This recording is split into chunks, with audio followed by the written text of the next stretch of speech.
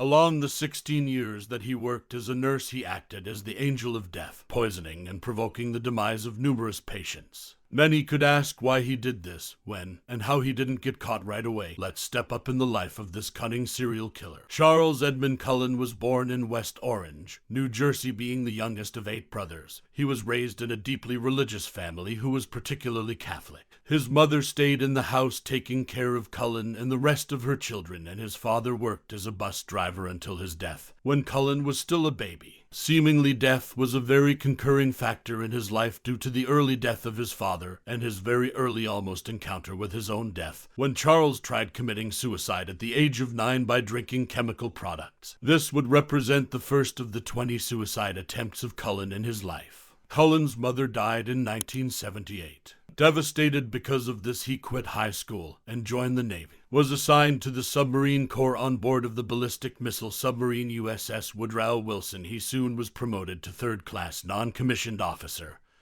But although the strictness of the military routine that he was in, the mental instability of Cullen still was evident, and due to numerous problems, Cullen was transferred to a supply ship in which the suicide attempts keep on going.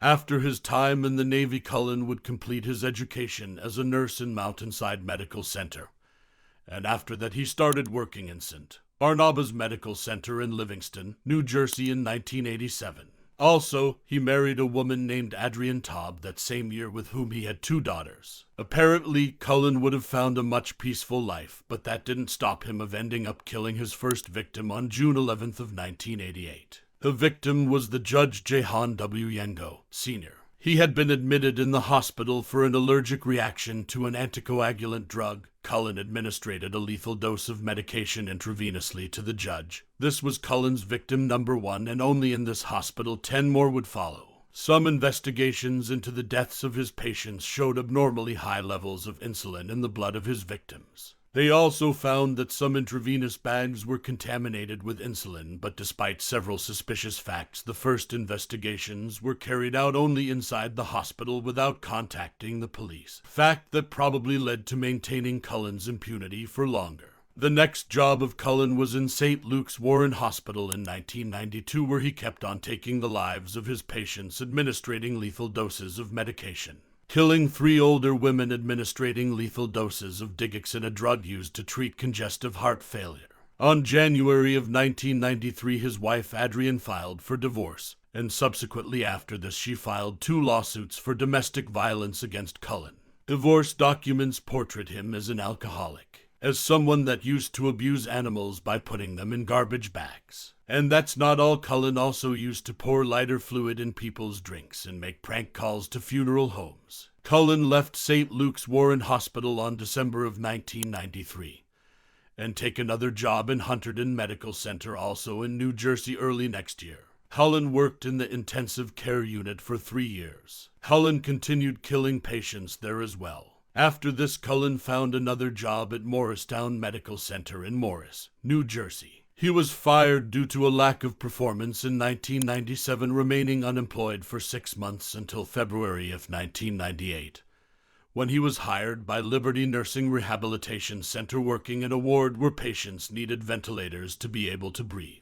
Liberty Nursing and Rehabilitation fired Cullen in 1998 after he was seen entering a patient's room with syringes in hand. The patient in question ended up with a broken arm, but no injection was given to him. Charles was accused of administering medication to patients at unscheduled times. His murderous habits continued until 1999, when, while working in a burn unit in Allentown, Pennsylvania, he killed 1 patient and attempted to kill another. Cullen would resign from that position, being transferred to the cardiac care unit of St. Luke's Hospital, where Cullen would kill 5 more patients over the course of 3 years. Cullen's last position in a hospital would prove to be his deadliest, starting working at Somerset Medical Center in September of 2002, where Cullen's depression worsened even though he had started dating a local woman at the moment. Charles murdered 8 more patients and attempted to murder a 9th in June of that same year.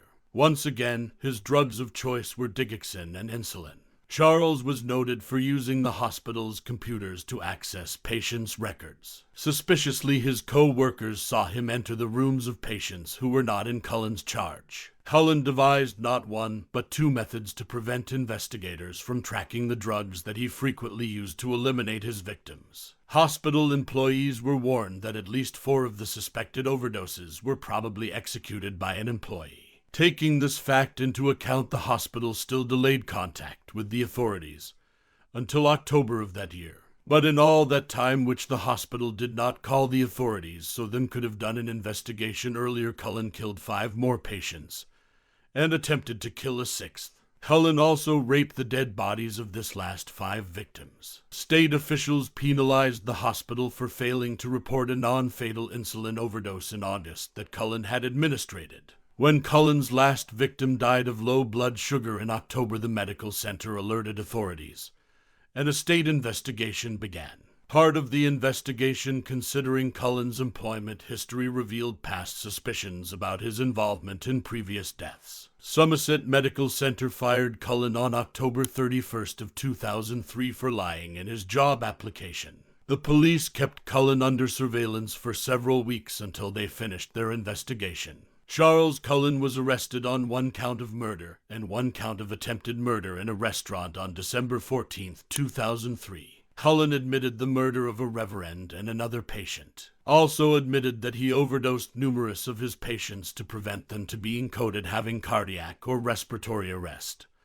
and being listed as a code blue. Cullen told police that he could not tolerate to listen to attempts to save the life of one of his patients. Also, he claims that he administered overdoses in order to end the suffering of his victims and prevent the hospital staff from dehumanizing them. Cullen told investigators that although he would often think about killing his patients for several days as he witnessed their suffering every day, the decision to kill his first victim was made on impulse. He told detectives in December of 2003 that he had lived most of his life in a fog and had erased memories of murdering most of his victims. He said that he did not remember how many patients he killed and that did not remember why he had chosen them. In some cases, Cullen strongly denied committing murders at a specific facility, but after reviewing medical records he recanted, admitting that he indeed was involved in the deaths of numerous patients there. In April of 2004, Cullen pleaded guilty to multiple murders and attempted murders at Somerset Medical Center. And after that he also pleaded guilty to 3 additional murders also at Somerset Medical Center that same year. On March 6th of 2006, Cullen was sentenced to multiple life sentences and was found eligible for parole in 397 years. Cullen's actions led to the creation of a new law in New Jersey that requires healthcare professionals to report any worker who appears to be a threat to patients. This law is called the Cullen Law. Please share your views about this video and share your thoughts that how we can minimize such negative incidents from our society. For more videos, please subscribe to Happened.